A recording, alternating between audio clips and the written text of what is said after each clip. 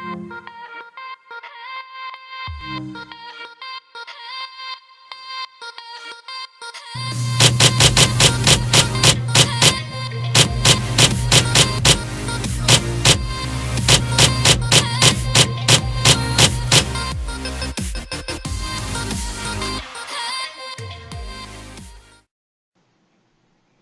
everybody, welcome to this episode of Minnesota Sports HQ. Now, as it's the first episode, we have a pretty big lineup for you.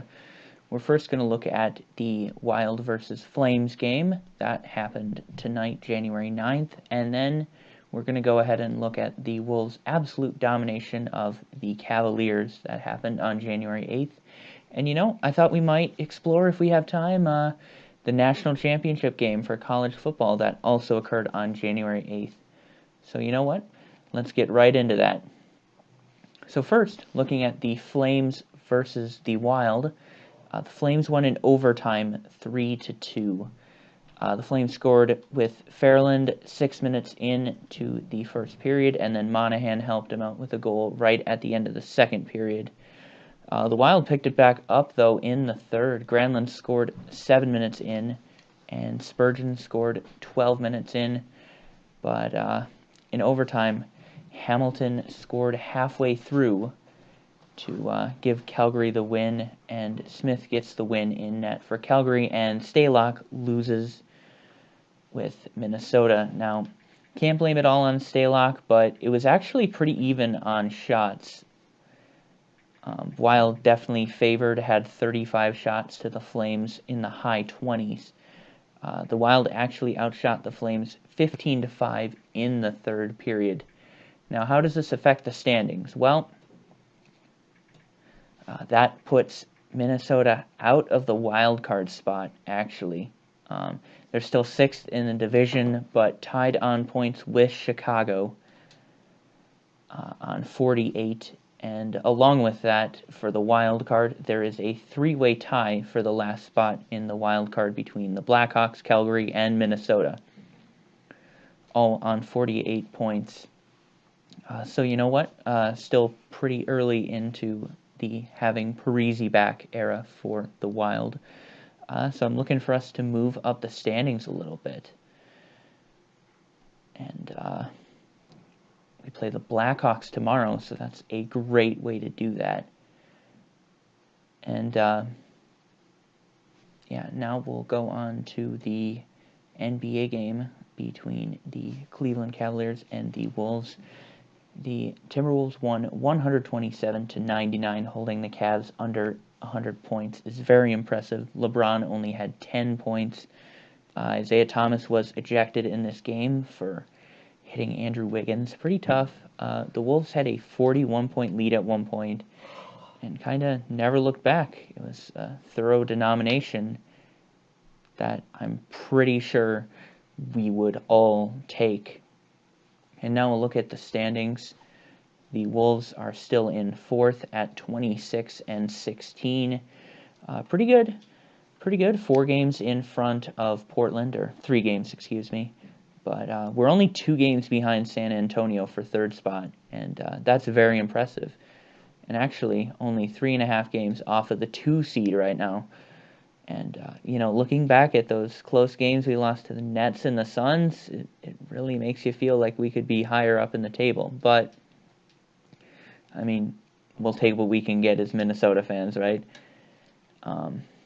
So, 4th spot right now. Now, that Alabama-Georgia playoff game, holy cow, that was absolutely ridiculous. Went to overtime. Alabama won 26-23. Crazy game. Georgia jumped out to a 13-0 lead, despite Alabama actually having the first scoring chance. Their kicker missed a field goal, and then Georgia got a touchdown and 2 field goals in that second quarter.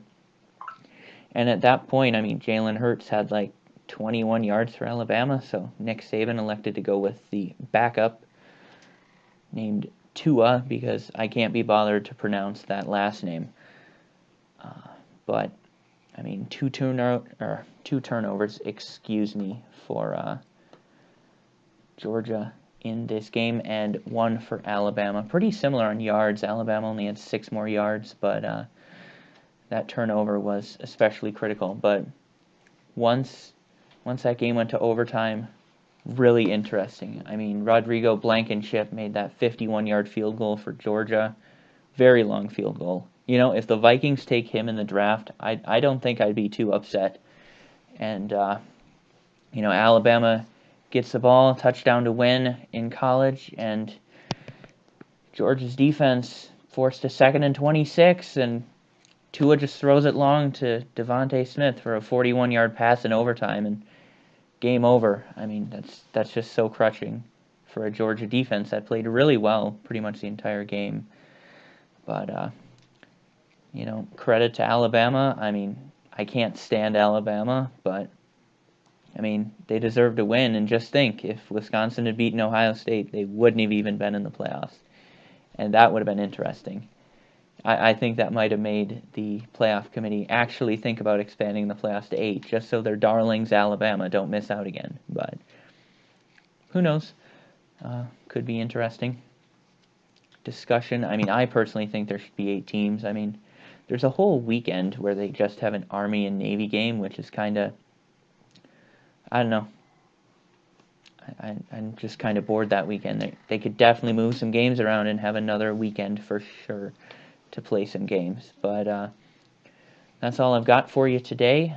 And I'm going to try and upload daily videos, just kind of talking about, you know, what happened the previous night. Obviously, I went to the night before because this was the first episode. But, yeah, expect some interesting things on the channel, like, you know, making March Madness brackets, looking ahead to the NFL playoffs, etc. I mean, Skull Vikes, divisional round this weekend, so that will be great to watch. And, you know, I believe tomorrow the Wild play the Blackhawks, the Wolves are playing, and also the Minnesota Golden Gopher basketball team is playing. So hopefully I will be back tomorrow again with a review of those games and a look ahead at the next day's games. Thanks for watching, everybody, and I'll see you later.